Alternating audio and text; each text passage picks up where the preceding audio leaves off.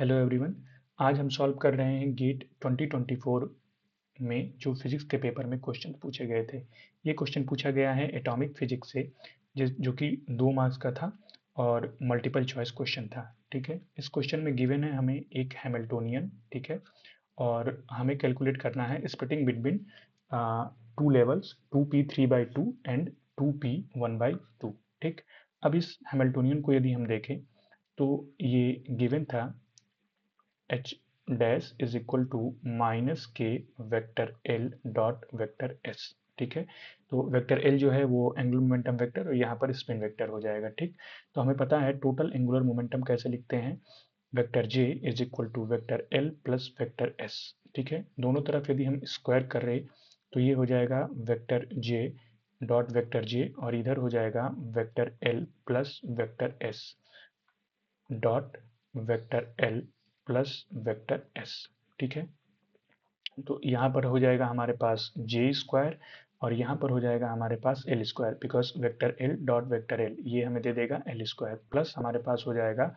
Vector L dot vector S और again हो जाएगा हमारे पास vector S dot vector S और नेक्स्ट स्टेप में हो जाएगा vector S dot vector S, यानी कि ये फिर से हो जाएगा एस स्क्वायर। ठीक, तो अब हम यदि नेक्स्ट स्टेप में देखें तो ये हो जाएगा हमारे पास J square is equal to L square plus two vector L dot vector S, because L और एस दोनों क्या कर जाते हैं, कॉम्यूट कर जाते हैं। ठीक, नेक्स्ट स्टेप हो जाएगा हमारे पास यहाँ पर एस स्क्वायर।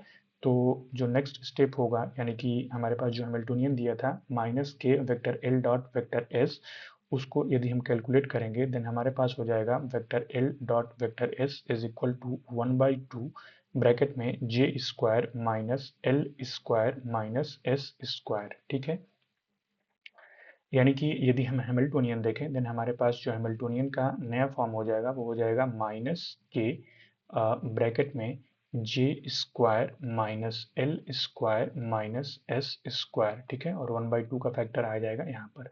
अब देखते हैं यहाँ पर जे स्क्वायर और एल स्क्वायर और एस स्क्वायर की वैल्यूज कितनी होती है, तो जे स्क्वायर के करस्पॉन्डिंग जो वैल्यू हो जाएगी यानी कि आइगन वैल्यू यदि देखें यहाँ पर तो वो हो जाएगा हमारे पास जे प्लस 1 और ये हो जाएगा हमारे पास एच कट स्क्वायर। ठीक, इसके करस्पॉन्ड और एल स्क्वायर के करस्पॉन्डिंग कितना हो जाएगा, ये हो जाएगा एल एल प्लस 1 और ये हो जाएगा एच कट स्क्वायर। इसकी साथ ही साथ यदि देखें एस स्क्वायर तो ये हो जाएगा हमारे पास एस एस प्लस 1 और एच कट स्क्वायर। ठीक है, अब इन तीनों वैल्यूज को इस हैमिल्टोनियन में यदि हम रखेंगे तो हमारे पास जो नेक्स्ट एक्सप्रेशन बनेगा वो हो जाएगा हमारे पास H dash is equal to minus K H cut square divided by 2 और ब्रैकेट में हो जाएगा हमारे पास J J plus 1 minus L L plus 1 minus S S plus 1।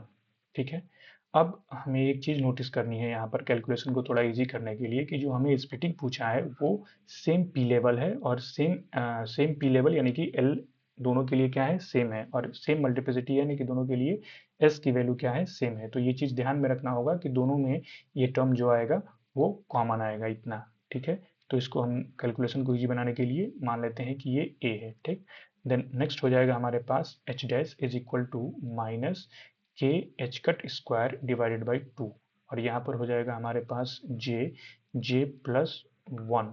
ठीक है, माइनस ए।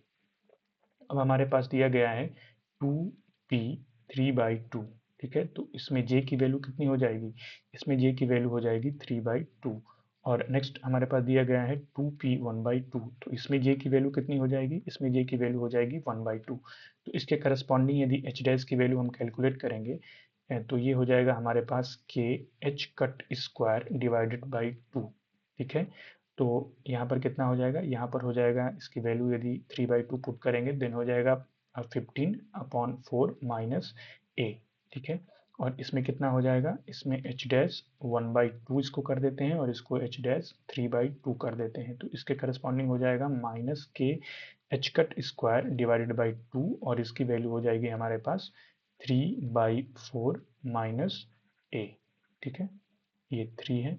नाउ यदि हम इन दोनों के बीच में डिफरेंस देखें, ठीक है, इसके करस्पॉन्डिंग हम स्प्लिटिंग अभी कैलकुलेट करेंगे, तो इन दोनों के बीच में डिफरेंस देखें तो हमारे पास हो जाएगा H dash 3/2 minus H dash 1/2। ठीक, ऐसा क्यों कर रहे हैं? क्योंकि हमें जो गिवन है वो एल बराबर, मतलब एल दोनों के लिए सेम है, एस दोनों के लिए सेम है, तो यानी कि जे के करस्पॉन्डिंग ही हम हायर एनर्जी स्टेट और लोअर एनर्जी स्टेट देखेंगे। यानी कि जे की वैल्यू यदि हायर होगी तो वो हायर में चला जाएगा, यानी कि जे इज इक्वल टू 3/2 यहाँ पर आएगा और जे इज इक्वल टू 1/2 कुछ यहाँ पर आएगा। ठीक है, तो इन दोनों के बीच में यदि हम डिफरेंस देखें तो हम क्या करेंगे कि इन दोनों को यहाँ पर माइनस करेंगे एंड देन उसके मैग्नीट्यूड को चेक कर लेंगे। ठीक है, तो उसके करस्पॉन्डिंग हमें स्प्लिटिंग की वैल्यू पता चल जाएगी। तो यदि हम इसको देखें तो 3/2 इसलिए हम इसको फर्स्ट टर्म में रखे हैं, 1/2 इसको हम सेकेंड टर्म में रखे हैं, यानी कि माइनस करने के लिए। ठीक, तो हमारे पास हो जाएगा minus K H cut square divided by 2। ठीक है, तो अब यहाँ पर minus K H cut square by 2 दोनों में कॉमन था, तो ये हो जाएगा हमारे पास 15/4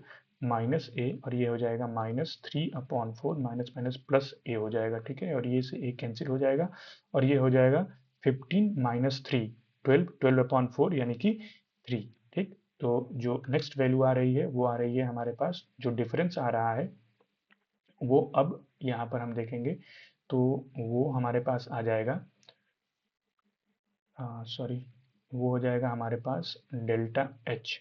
ठीक है, तो डेल्टा एच की जो वैल्यू आ रही है वो आ रही है -3/2 के एच कट स्क्वायर। ठीक है, तो अब ध्यान रहे यहाँ पर हमको क्या कैलकुलेट करना है, डिफरेंस। ठीक है, जो हमने यहाँ पर स्टेट बनाया हुआ है कि जे 3/2 जो होगा वो एबव आएगा किसके, जे इज इक्वल टू 1/2 के। तो जो डिफरेंस देखना है वो क्या हो जाएगा यहाँ पर, मैग्नीट्यूड के करस्पॉन्डिंग, यानी कि जो ये हो जाएगा वो हो जाएगा 3/2 के एच कट स्क्वायर। ठीक है, तो इसके करस्पॉन्डिंग जो ऑप्शन था वो था बी।